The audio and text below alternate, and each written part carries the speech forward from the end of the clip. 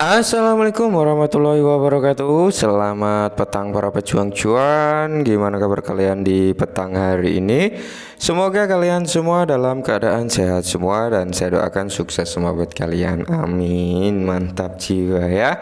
Dan tentunya buat teman-teman semua, buat rekan-rekan semua, semoga kita semua diberi umur panjang serta rezeki yang melimpah ya.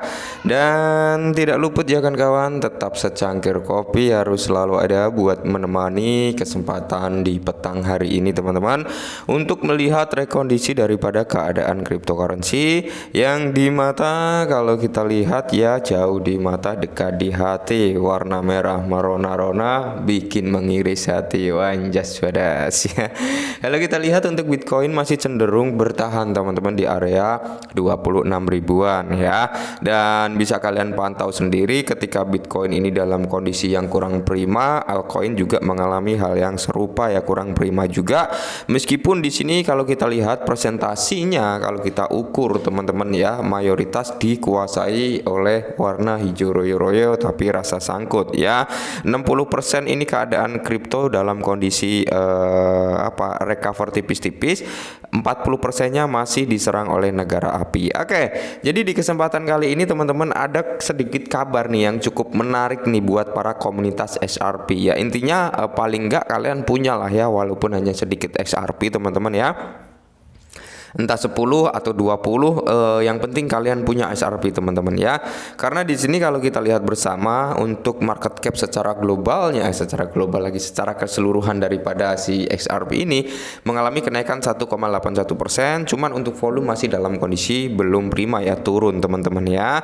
Oke, XRP ini waktu kemenangan melawan SEC waktu itu kan sempat lumayan tuh kenaikannya ya, tapi saat ini loyo kembali. Salah satu faktor kenapa XRP kok ini terjadi loyo atau lemah sahabat seperti ini ya, gugatan daripada mosi yang dilakukan oleh SEC.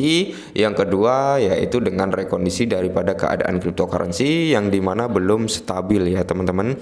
Nah, jadi di sini ada sedikit informasi yang cukup menarik sebenarnya, langsung saja kita bahas ya teman-teman ya, kita bahas pokoknya. Nah, jadi dikutip dari The Crypto Basic teman-teman, di mana analis teratas memprediksikan rally XRP 63,9%, yaitu XRP akan menjadi di area 333 US dollar di tengah antisipasi gelombang besar. Amin ya, semoga saja teman-teman, semoga saja. Karena kalau kita lihat untuk XRP ini mulai apa ya, mulai merambah di sektor perbankan juga teman-teman, udah mulai aktif kembali ya. Berbagai beberapa negara ya ini udah mulai memperbincangkan XRP juga teman-teman, yang dimana akan digunakan sebagai alat pembayaran lintas batas nanti di tengah partnership yang dilakukan oleh Ripple teman-teman, seperti itu ya. Dan tidak menutup kemungkinan XRP ini yang teknologinya yang akan digunakannya nanti teman-teman ya. Semoga saja ya ini bisa benar-benar terjadi. Kita sebagai komunitas, kita sebagai arminya, dengan ada prediksi yang seperti ini, apa yang harus kita lakukan adalah kita aminkan teman-teman ya, kita aminkan. Kita nggak boleh langsung terjadi yang namanya FOMO, langsung beli bla bla bla bla ya. Tapi kalau kalian mau beli ya kalian harus bisa mencari titik entry di mana area-area yang mungkin akan tertuju, yang mungkin akan koreksinya sampai di level ini. Nanti di akhir video ya teman-teman kita akan membahas itu. Cuman di sini kalau kita lihat ya, XRP dapat menguat dengan tingkat yang luar biasa sebesar 63,9%, yaitu seorang analis terkemuka yang memperkirakan terjadinya gelombang besar pada grafik bulanan. Nah, jadi ini dalam time frame weekly, bukan weekly ya, monthly teman-teman, yang berarti bukan dalam waktu sehari dua hari ya kan, tapi melainkan bisa berbulan-bulan, bahkan bisa bertahun-tahun. Nah, bertahun-tahun ini sampai kapan? Ya mungkin sampai di bull run, harapannya seperti itu. Semoga saja terjadi di 2025 ya.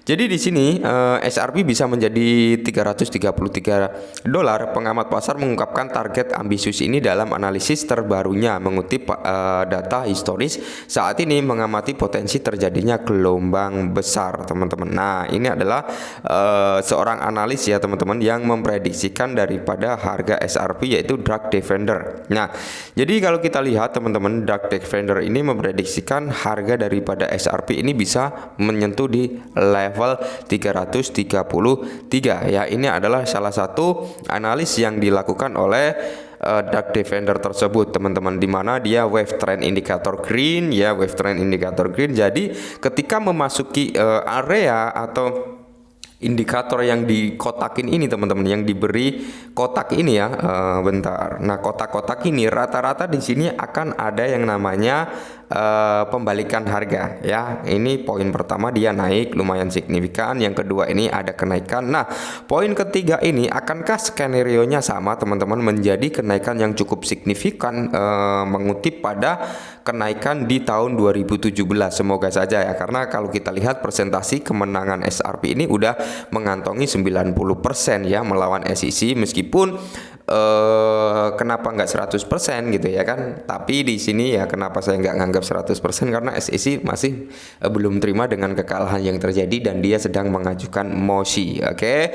Nah, seperti itu teman-teman. Tapi kalau mosi yang dilakukan SRP nanti ya, apa banding yang akan dilakukan SEC nanti, jika nggak bisa memberikan data-data yang akurat, nggak menemukan celah yang akurat, maka optimis kemenangan masih di tangan XRP atau Ripple, dan ini akan menjadi masa depan altcoin atau alt cryptocurrency untuk masa depan selanjutnya, karena memang patokan kita ke XRP kali ini melawan SEC ya teman-teman ya. Semoga saja benar-benar terjadi. Dan di sini informasi berikutnya, di tengah gejolak SEC melawan XRP kembali teman-teman ya, Paus malah memindahkan nih sekitar 425,8 juta XRP dari pertukaran setelah akumulasi berminggu-minggu. Oke, jadi di sini ada perpindahan aset teman-teman dari pertukaran ya. Ini dipindahkan nih dari pertukaran, dipindahkan ke cloud walletnya ya, alias di sini pasti akan ada penahanan dalam jangka panjang. Menarik ya. Jadi Paus XRP baru-baru saja memindahkan 425,8 juta token XRP dari bursa Bitfavo setelah mengumpulkan selama 4 minggu. Jadi 1 bulan terakhir ini dia melakukan akumulasi ya. Paus XRP terus mengumpulkan lebih banyak token meskipun ada ketidakpastian pasar yang mengganggu aset tersebut. Di tengah tren akumulasi ini, alamat baru yang tidak teridentifikasi memindahkan lebih dari 425 juta XRP dari Bitfavo setelah berminggu-minggu menambahkan kepemilikannya, atau bisa dikatakan udah mulai melakukan akumulasi atau akuisisi sebesar 425 juta XRP dalam waktu 1 bulan. Wow ya. Jadi saya kira ini bisa menjadi parameter acuan kita ya, bahwasanya masih banyak orang yang meyakini bahwasanya XRP ini masih bisa naik harganya ya, masih bisa lebih tinggi lagi. Dan buat teman-teman semua yang bertanya ya, Bang, di mana titik entry yang paling enak gitu untuk kita melakukan akumulasi, coba kita lihat bersama dari sini ya.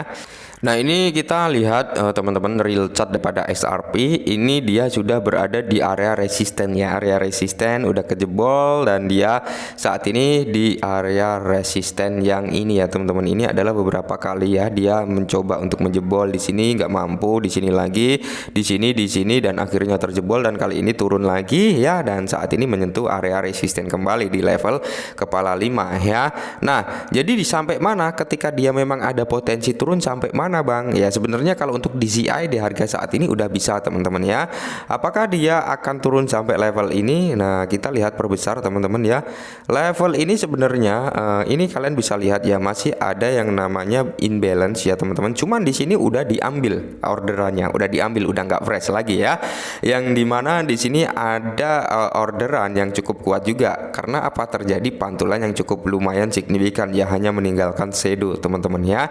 Jadi ini bisa udah diambil orderan yang ada di level kepala 42. Next, kalau dia mau turun lagi, nah dia bisa mencapai di level sini teman-teman, di bawah ini, yang dimana ini juga masih fresh sebenarnya karena masih ada imbalance ya, masih ada imbalance. Kepala mana? Di kepala 38 atau kepala 4 pas ya, kalian bisa ambil posisi di area situ ya, kepala 40 atau di kepala 38 sampai 35 38 sampai 39an ya, 39 sampai 38 teman-teman. Kalian bisa pasang posisi di area situ teman-teman ya. Karena apa? Saya memprediksi kok bisa sampai harga sini ketika dia mau turun, karena di sini masih ada area yang masih fresh dan di sini ada imbalance juga, dan di sini ada supply juga teman-teman, yang dimana ini kalau dia memang mampu untuk turun maka next bisa sampai di level ini. Tapi kalau dia nggak mampu turun teman-teman, nggak mau meneruskan penurunannya, ya tidak menutup kemungkinan next target dia adalah di level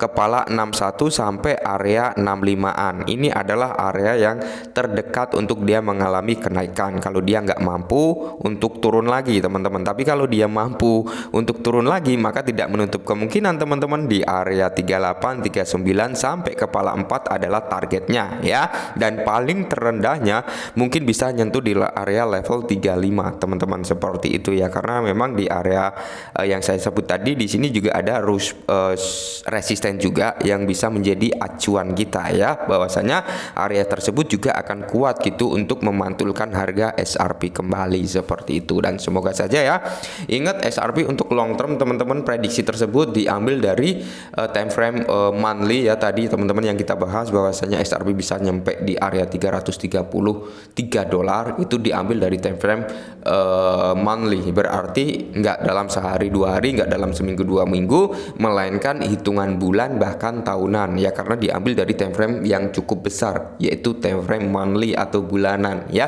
Syukur-syukur itu bisa terjadi nanti di next tahun 2025 ya, seperti itu harapannya ketika semua aset mengalami pumping. Oke, mungkin ini sedikit informasi buat teman-teman semua, semoga membantu. Salam cuan.